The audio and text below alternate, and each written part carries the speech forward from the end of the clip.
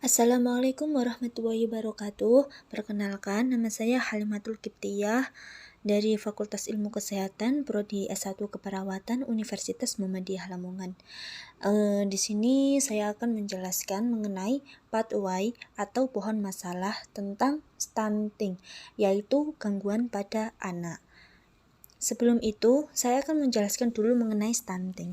Apa sih stunting itu? Stunting adalah kurang gizi kronis yang disebabkan oleh asupan gizi yang kurang dalam waktu cukup lama akibat pemberian makanan yang tidak sesuai dengan kebutuhan gizi pada anak. Karena di dalam tubuh kita, gizi itu mempunyai beberapa fungsi, yakni yang pertama perisma tubuh kita, kemudian memelihara dan mengganti jaringan tubuh.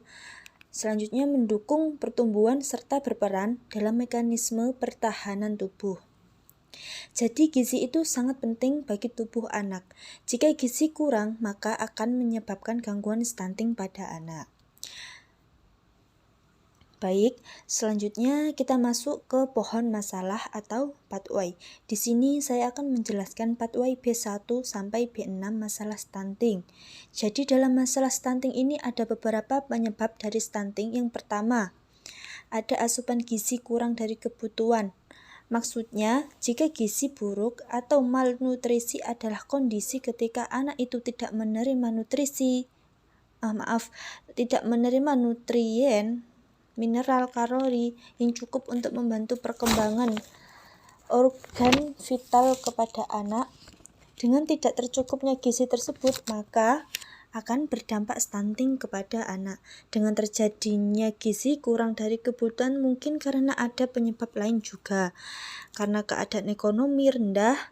Jika keadaan ekonomi rendah, maka dengan kebutuhan asupan gizi orang tua juga tidak mampu menyukupi asupan gizi tersebut.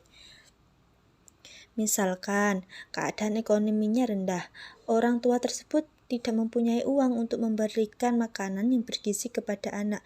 Jadi anak itu diberikan makanan seadanya saja. Nah, dengan keadaan ekonomi yang rendah itu, maka pengetahuan dari orang tua itu tidak tahu atau tidak tercukupi, maka terjadilah pemberian ASI yang tidak efektif, atau mengikuti juga terjadi karena mungkin juga terjadi karena lingkungan.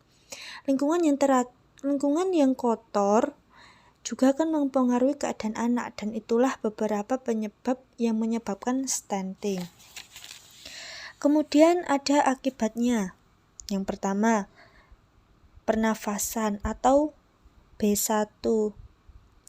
Jika daya tahan tubuh rendah anak, maka akan menyebabkan infeksi kepada anak. Resikonya akan menyerang saluran pernafasan pada anak. Kemudian penumpukan sekretnya bertambah banyak pada saat itu juga. Maka anak akan mengalami bersihan jalan nafas yang tidak efektif. Kedua, yakni B2, yaitu darah. Jika asupan nutrisi kurang dari kebutuhan tubuh anak, maka kebutuhan metabolisme itu akan meningkat. Jika metabolisme meningkat, maka mengambil dari jaringan subsutan, kemudian menjadikan lapisan lemak berkurang atau hilang. Setelah itu kulit akan menjadi kering, keriput, kemudian akan menyebabkan gangguan integritas kulit atau jaringan. Kemudian B3, brain, yaitu berakibat ke otak pada asupan nutrisi kurang dari kebutuhan akan terganggu, maka suplai O2 ke anak semakin berkurang, jadi resikonya hipoksia. Jaringan cerebral akan timbul dan resikonya perfusi jaringan cerebral tidak efektif. Kemudian B4, yakni kandung kemih. Nah, jadi apabila intake dan output tidak seimbang, maka produksi urin mengalami penurunan dan menyebabkan gangguan eliminasi urin. Kemudian B5, bowel, yakni iritasi pada usus besar. Apabila nafsu makanan anak itu menurun dan ketidakseimbangan intake dan output cairan, maka berat badan tidak sesuai usia anak-anak. Badannya itu kurus sekali, karena pada saat usia 1 tahun badannya tidak kurus sekali, tetapi jika terkena stunting maka badan anak tersebut tidak akan sesuai dengan usia dan terjadilah defisit nutrisi pada anak.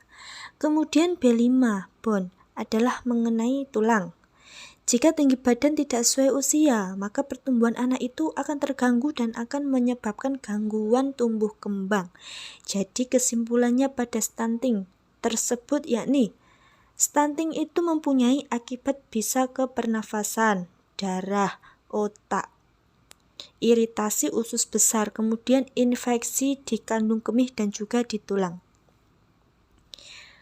Dan kemudian banyak sekali diagnosa pada anak tersebut karena stunting bisa berisiko infeksi bersihan jalan nafas tidak efektif, gangguan integritas kulit, resiko perfusi jaringan cerebral tidak efektif, gangguan eliminasi urin, defisit nutrisi, dan gangguan tumbuh kembang pada anak.